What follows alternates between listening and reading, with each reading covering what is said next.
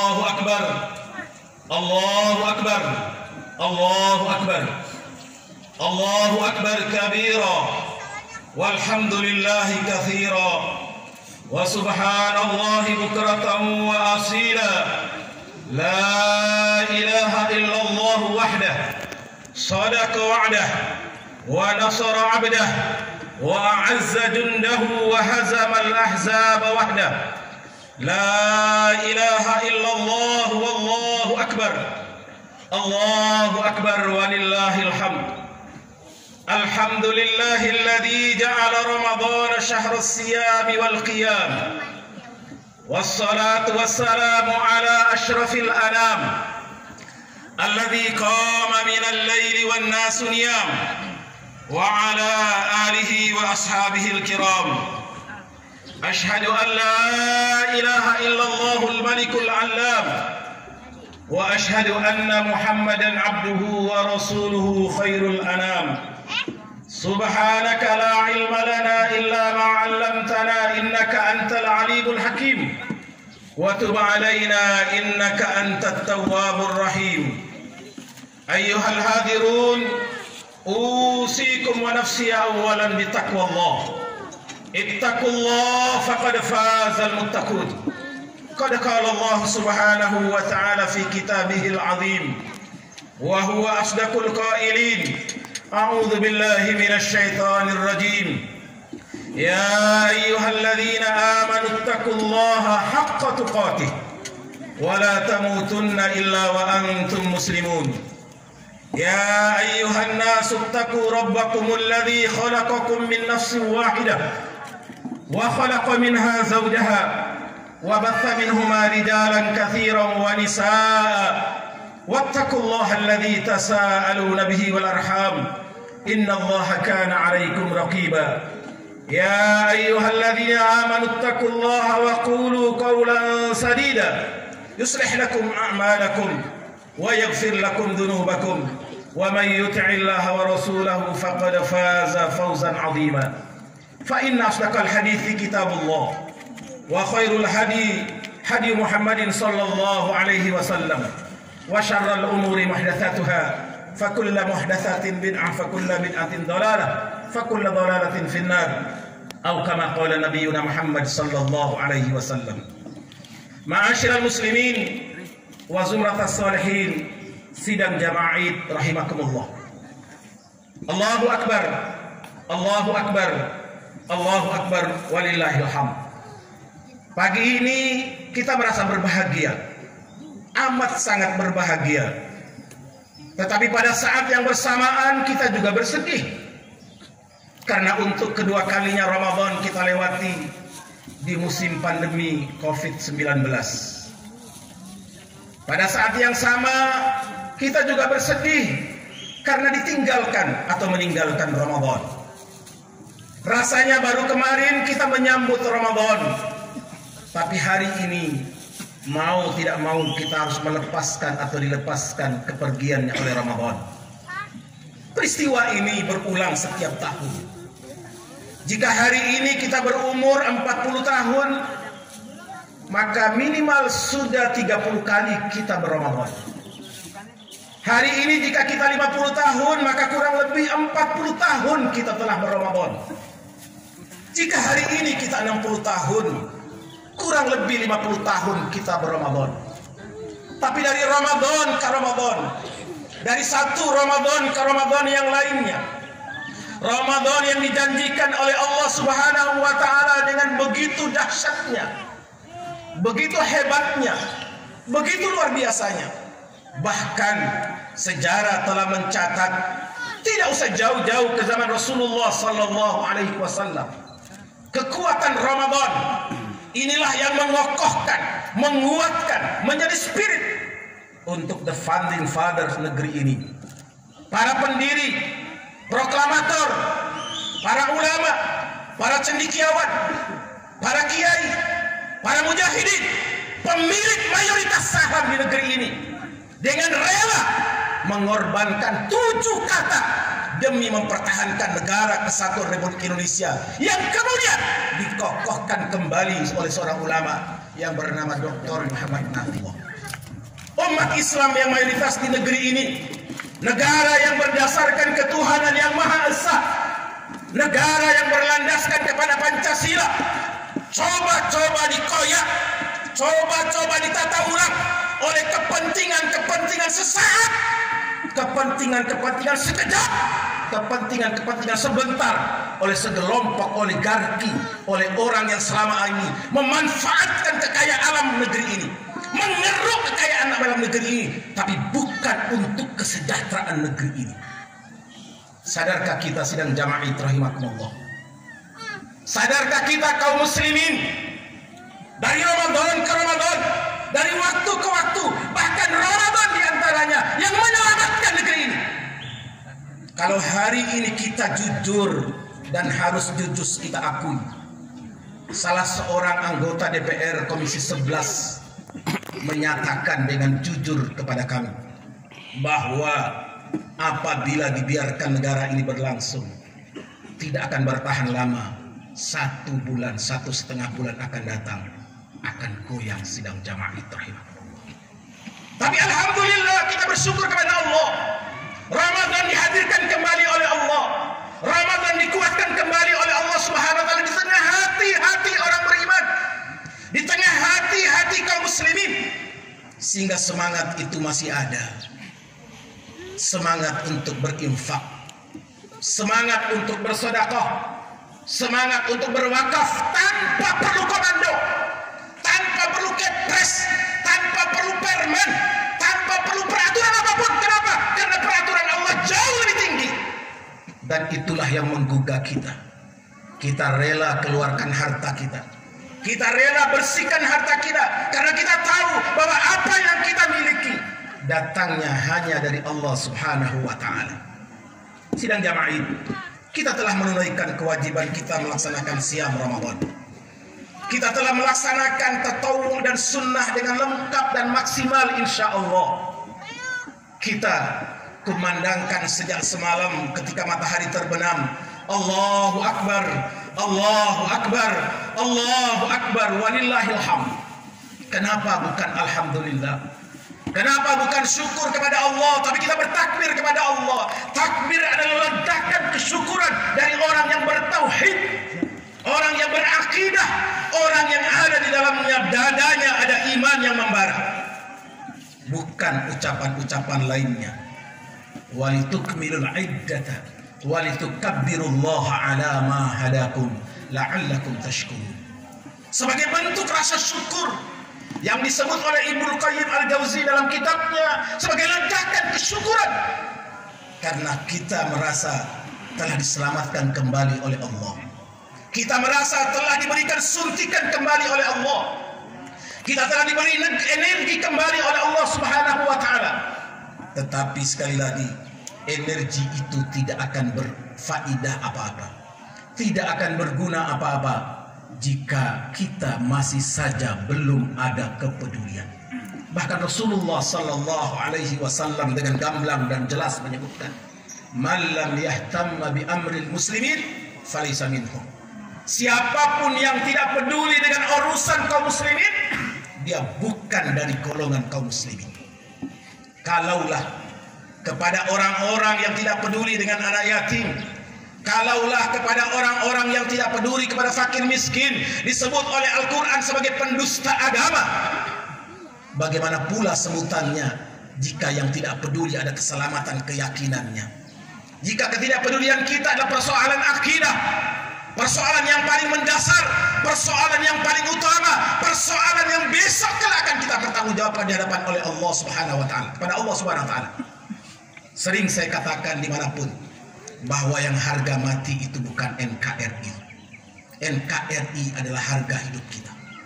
Selama kita hidup, insya Allah dengan iman di dada kita, dengan keyakinan kita, dengan keislaman kita, dengan akidah kita, kita pertahankan NKRI. Siapapun yang merongrong NKRI, dan itu sudah terbukti.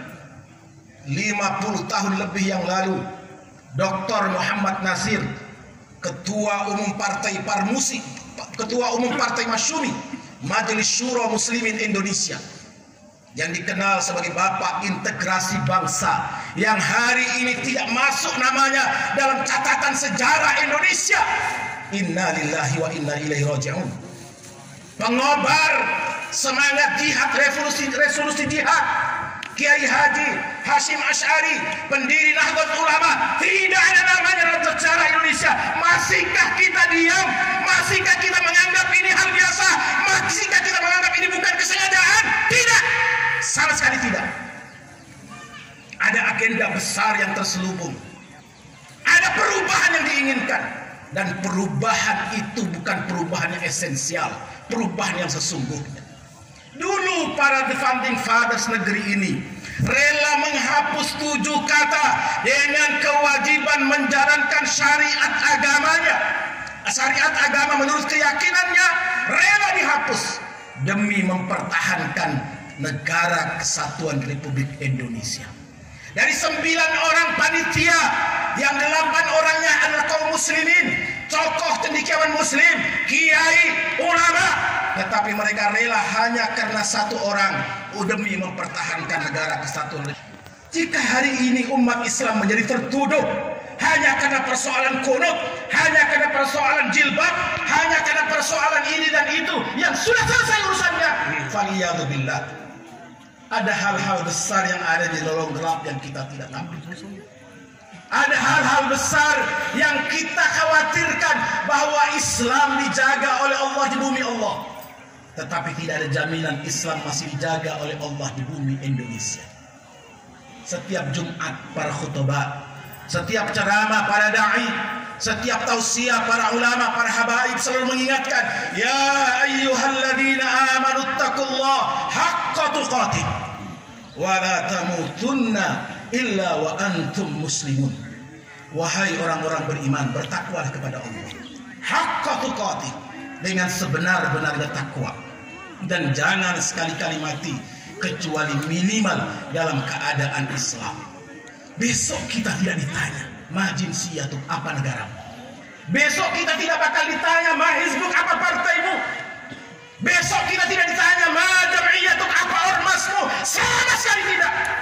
Jika hari ini kita diadu domba, kita dibuat sibuk dengan sesuatu yang tidak penting dan genting, padahal hal-hal yang paling mendasar yang coba dihapus dan dihilangkan.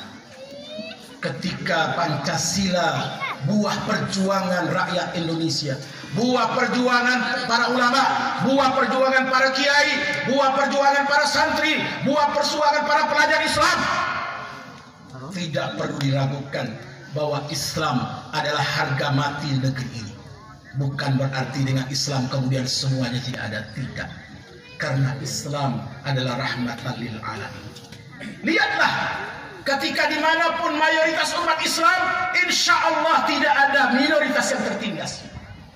Lihatlah negara manapun, di belahan bumi manapun, di dunia manapun, jika Islam yang mayoritas, maka insya Allah yang minoritas akan selamat. Tetapi coba bandingkan, tidak usah jauh sidang jamaah Jumat rahimahullah. Tidak bermaksud memberikan kabar buruk terhadap negeri kita, tapi kita harus akui bahwa di negeri yang mayoritas muslim ini, di negeri yang rela umat Islam akan dihapusnya 7 kata, umat Islam jika berada di negeri yang minoritas, bahkan kemarin SKB 3 menteri yang alhamdulillah sudah dihapus, sudah dicabut oleh Mahkamah Agung Republik Indonesia, tentang mengatur bagaimana siswa berhijab atau berjilbab di sekolah-sekolah negeri. Apa yang terjadi dengan anak-anak kita besok? Apa yang akan terjadi dengan cucu-cucu kita besok? Jangan-jangan besok kita sudah di surga ditarik kembali, diambil kembali, diminta keluar dari surga karena kita tidak berhasil meninggalkan generasi. وَلْيَخْشَى الَّذِينَ لَوْ تَرَكُوا مِنْ خَلْفِهِمْ ذُرِّيَّةً ضِعَافًا خَافُوا عَلَيْهِمْ فَلْيَتَّقُوا اللَّهَ وَلْيَقُولُوا قَوْلًا سَدِيدًا.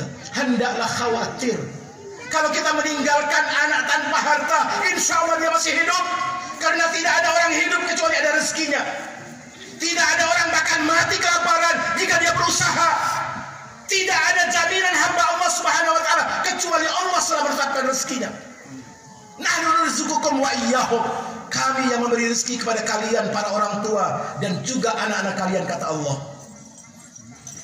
Besok kita tidak ditanya apa kita tinggalkan jabatan untuk anak kita. Besok kita tidak ditanya apa yang kita tinggalkan untuk cucu-cucu kita. Tetapi yang kita wariskan adalah akidah. Kita tinggalkanlah keyakinan. Kita semaikan dasar fondasinya, bangunannya, supaya apapun yang dibangun di atasnya, insya Allah akan kokoh dan kuat. Jangan membangun seperti membangun rumah sakit Sidang Jamaah rahimakumullah. Bagaimanapun mewahnya rumah sakit, bagaimanapun modernnya rumah sakit, bagaimanapun majunya rumah sakit, bagaimana canggihnya pun rumah sakit, tetap isinya adalah orang-orang sakit, bukan orang-orang sehat yang di dalamnya. Kecuali rumah sakit Salemba, karena yang tinggal di situ adalah para koruptor yang harusnya ditahan di rumah tahanan Salemba, tapi pura-pura sakit dan masuk rumah sakit. Itu orang sehat fisiknya, tapi sakit jiwanya. Tidak perlu. Tapi jika kita tinggalkan fondasi yang benar, insya Allah anak cucu kita besok akan mendoakan kita.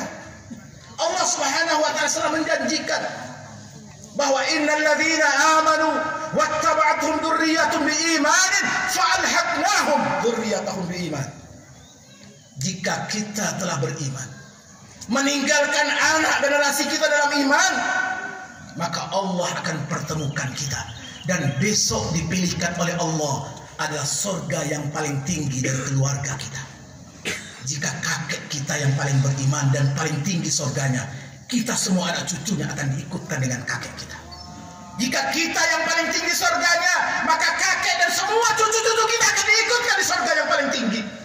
Dan jika kita pun belum sanggup meraihnya, anak cucu kita yang meninggal di belakang kita, yang lahir di belakang kita, yang hadir setelah kita, ternyata mereka meraih surganya lebih tinggi, maka kita akan diikutkan.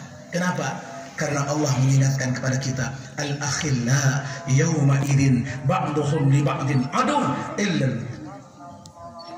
Pertemanan, perkawanan, perkoncoan, persahabatan, rekanan, satu partai, satu ormas, satu golongan, satu apapun, yauma idin, pada hari itu, pada hari la yauma dzilla illa dzilluh, tidak ada hari pertolongan kecuali pertolongan dari Allah. Jadinya apa? Sidang Jamaah rahimakumullah. Jadinya kata Allah, adu akan jadi musuh, tetangga besok akan jadi musuh, kawan besok akan jadi musuh, atasan besok akan jadi musuh, bawahan besok akan jadi musuh, bahkan anak cucu kita akan jadi musuh. Illal muttaqin, kecuali orang-orang bertakwa. Dan takwa yang kita kejar, takwa yang kita raih, takwa yang kita peroleh, takwa yang kita ingin dapatkan dari bulan Ramadan ini, tidak hanya untuk kita. Sebagai seorang beriman, kita tidak boleh jadi orang pelit, kita tidak boleh jadi orang bakhil, kita tidak boleh jadi orang kikir, kita tidak boleh jadi orang medit, kita tidak boleh orang sekek, tidak boleh jadi orang sampili karya. Tetapi kita dituntun untuk apa? Peduli.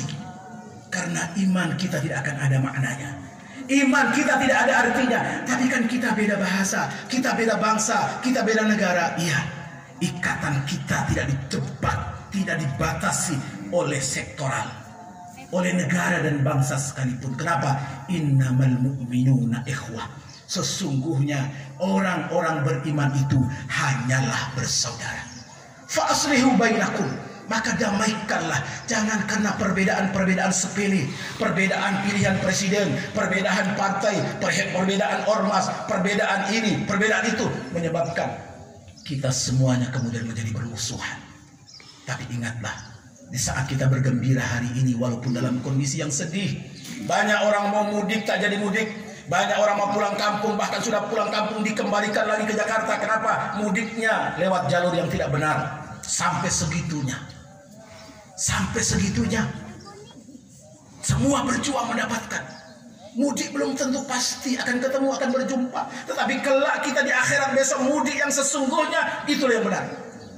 Ketika orang-orang yang sudah bosan berbuat dosa, orang sudah bosan berbuat maksiat, sudah bosan bikin kezaliman, sudah capek dengan kemusyrikannya.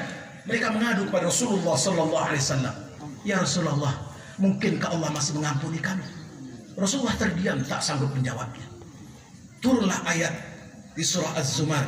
Qul ya ibadiyalladzina asrafu ala anfusihim la taqnatu min rahmatillah innallaha yaghfirudz dzunuba jami'a innahu huwal ghafurur rahim. Indah sekali. Allah sampaikan kepada Rasulullah sallallahu alaihi wasallam, wahai Nabi, wahai Rasul, sampaikan kepada orang-orang yang bertanya kepadamu. Apa yang disampaikan Rasulullah? Masya Allah. Allah yang maha pemurah, Allah yang maha pengasih, Allah yang maha penyayang. Di tengah banyaknya dosa kita, di tengah banyaknya maksiat kita, di tengah banyaknya salah dan zalim kita, apa kata Allah? Ya ibadiyalladzina asrafu ala anfusihim. Wahai hamba-hambaku yang kelewat batas, wahai hamba-hambaku yang sudah keterlaluan, wahai hamba-hambaku yang sudah asik masuk dengan dosanya, la taqnatu min rahmatillah, jangan putus asa dari rahmat Allah. Innallaha yaghfirudz dzunuba jami'a.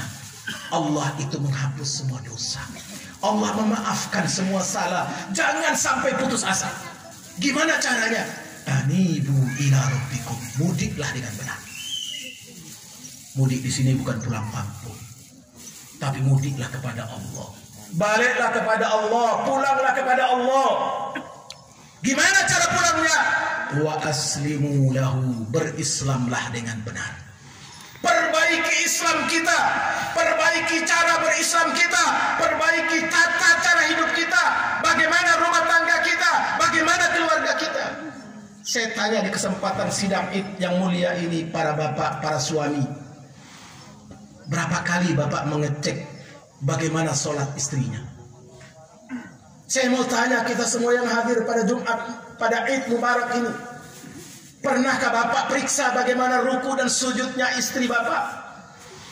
Pernahkah bapak sebagai suami tanya bagaimana anak-anaknya sujud dan rukunya benar dan sempurna? Wahai para ibu, pernahkah ibu ditanya oleh suami? Pernahkah ibu mengecek sholatnya suami? Periksa sholatnya suami. Jangan-jangan sholatnya seperti kalbarkil katib, kayak kilat nyambar, kadajat yakul, kayak ayam matok. Padahal itu yang pertama. Karena besok bukan ditanya harta kita, tak ditanya pangkat kita, tak ditanya jabatan kita. Bahkan itu yang bikin berat. Yang terlambat masuk surga. Kenapa? Karena terlalu banyak pertanyaan. Harta simpanan yang gak jelas dari mana datangnya. Min aina tasaba ila aina anfaqta. Dari mana diperoleh, dengan cara apa diraih, kemana dibelanjakan. Berat sekali. Maka sebelum hari itu datang, yauma la yanfa'u malun wala banun illa man atallaha biqalbin salim. Hari itu la yanfa'u malun wala banun, tidak berguna lagi harta dan anak-anak kita. Yauma yafirrul mar'u min akhi wa ummihi wa abihi wa sahibatihi wa banihi likulli imri'in minhum yawma idzin sya'nu yughni. Hari itu seseorang kabur dari saudaranya, seseorang lari dari saudaranya, wa ummihi wa abihi, dari ibu bapaknya, wa sahibatihi wa banihi, dari suami, dari istri, dari anak-anaknya. Kenapa? Likulli imri'in minhum yawma idzin sya'nu yughni. Hari itu semua orang sibuk dengan dirinya sendiri. Setelah lolos, baru dia boleh periksa yang lain. Maka hari ini kebersamaan kita, Masjid Raudhatul Jannah akan jadi saksi besok, bahwa si fulan akan bertanya, si fulan di sebelah mana? Saudara saya yang dulu berjamaah sama saya di Raudhatul Jannah, berdirinya di sebelah mana ya Allah? Di mana posisinya ya Allah? Jika belum dia bersama kami ya Allah, tolong keluarkan dia dari tempat yang salah itu ya Allah. Kita saling memanggil, kita saling mengingatkan, kita saling menyapa. Karenanya hari ini saat kita merayakan Idul Fitri, sudah ratusan saudara-saudara kita di Palestina harus menahan nyawa. Mereka datang sholat ke masjid, itu nyawa taruhannya. Istrinya akan siap jadi janda, anaknya siap jadi yatim. Kita yang ke masjid, Masya Allah, masjidnya megah, pakai AC, sajadahnya tebal,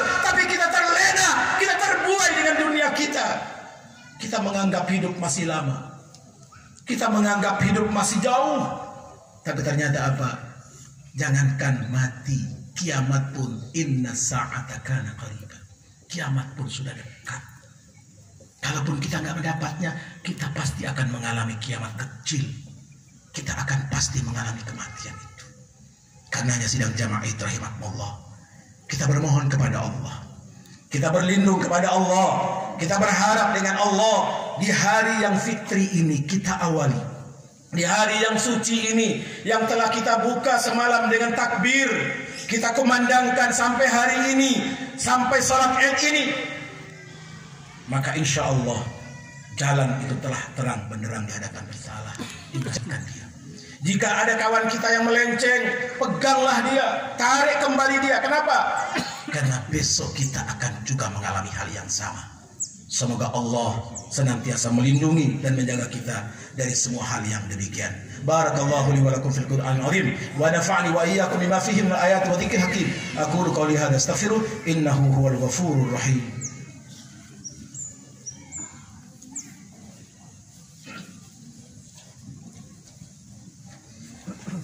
Alhamdulillahi haqqa hamdih wassalatu wassalamu ala rasulih wa ala alihi wa sahbihi. Asyhadu an la ilaha illallah wahdahu la syarika lah wa asyhadu anna Muhammadan abduhu wa rasuluhu la nabiyya ba'dah. Amma ba'd, ayyuhal hadirun, usikum wa nafsi awalan bitaqwallah faqad fazal muttaqun. Ma'asyiral muslimin, sidang jamaah rahimakumullah. Pada khutbah kedua ini saya mengajak kita semuanya. Saya mengajak para suami, para bapak, para ayah, para orang tua untuk kita merenungkan kembali apa yang kita sudah lakukan untuk orang yang menjadi tanggung jawab kita. Bagaimana tanggung jawab kita kepada istri dan anak-anak kita. Bagaimana tanggung jawab kepada tetangga kita, kepada keluarga kita, kepada tetangganya keluarga kita. Wal jari dzil qurba. Bukan hanya tetangga kita, tetapi tetangganya saudara kita. Karena apa?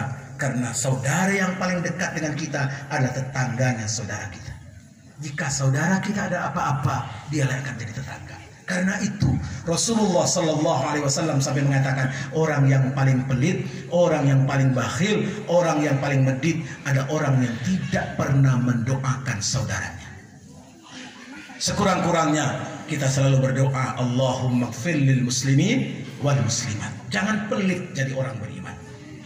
Jangan medit jadi orang beriman. Kenapa? Karena satu orang yang kita doakan, dua orang yang kita doakan, banyak orang yang kita doakan, beribu-ribu orang yang kita doakan, berjuta-juta orang yang kita doakan, Allah akan buat orang yang sama mendoakan kita.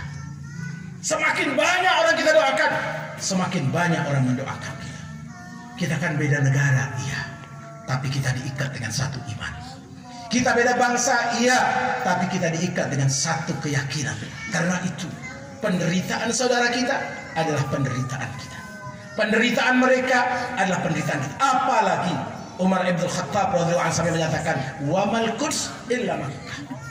Kita yang pernah ke Mekah, kita yang percaya dengan Mekah harus percaya dengan Al-Quds, harus percaya dengan Palestina. Kenapa?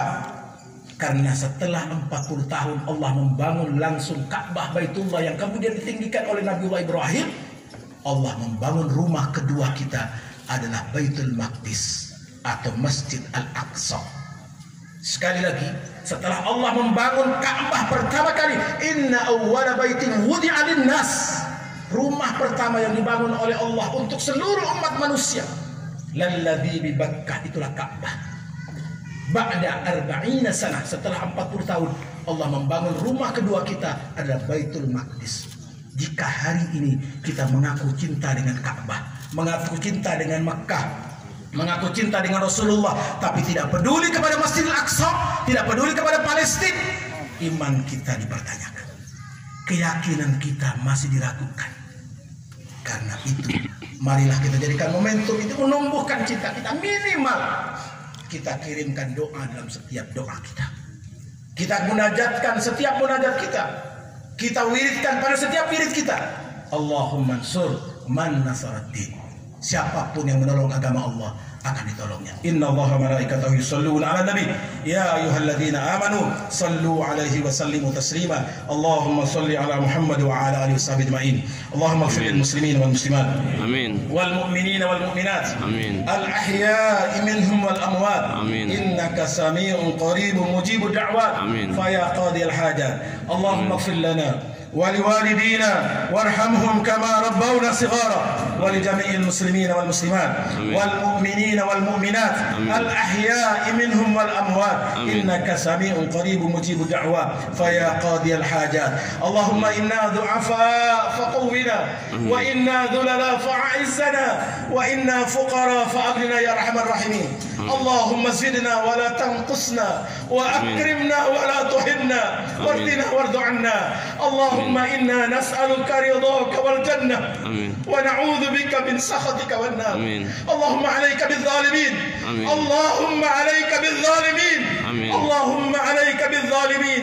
اللهم اقسم لنا من خشيتك ما تحول به بيننا وبين معصيتك ومن طاعتك ما تبلغنا به جنتك ومن اليقين ما تهون به علينا مصائب الدنيا. اللهم متعنا بأسمائنا وأبصارنا وقوتنا ما أحييتنا فاجعله وارثا منا واجعل ثأرنا على من ظلمنا واجعل ثأرنا على من ظلمنا واجعل ثأرنا على من ظلمنا وانصرنا على من عادانا وانصرنا على من عادانا وانصرنا على من عادانا ولا تجعل مصيبتنا في ديننا ولا تجعل الدنيا أكبر همنا ولا مبلغ علمنا ولا تسلط علينا بذنوبنا من لا يخافك ولا يرحمنا يا الله. ولا تسلط علينا بذنوبنا من لا يخافك ولا يرحمنا يا الله. ولا تسلط علينا بذنوبنا من لا يخافك ولا يرحمنا يا الله. اللهم إنا نعوذ بك من البرص والجنون ومن الجذام ومن سيء الأسقام.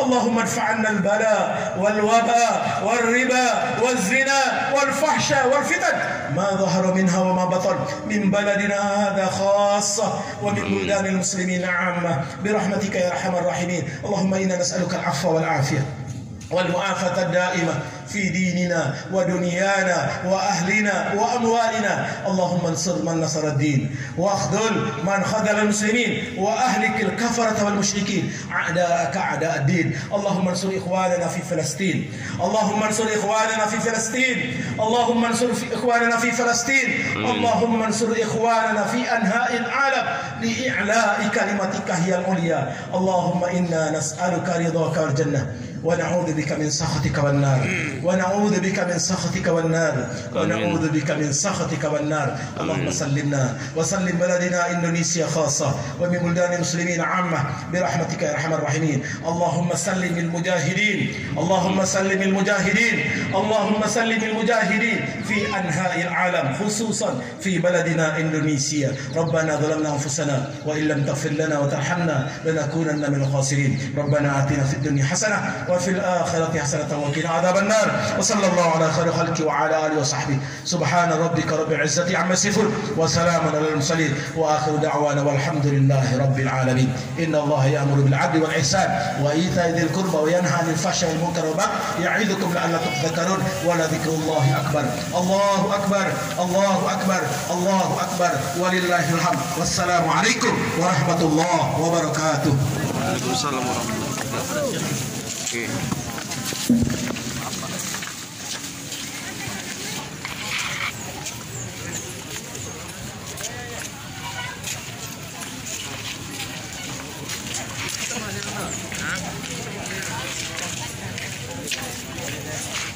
Bang, awas sebentar ya. Sebentar.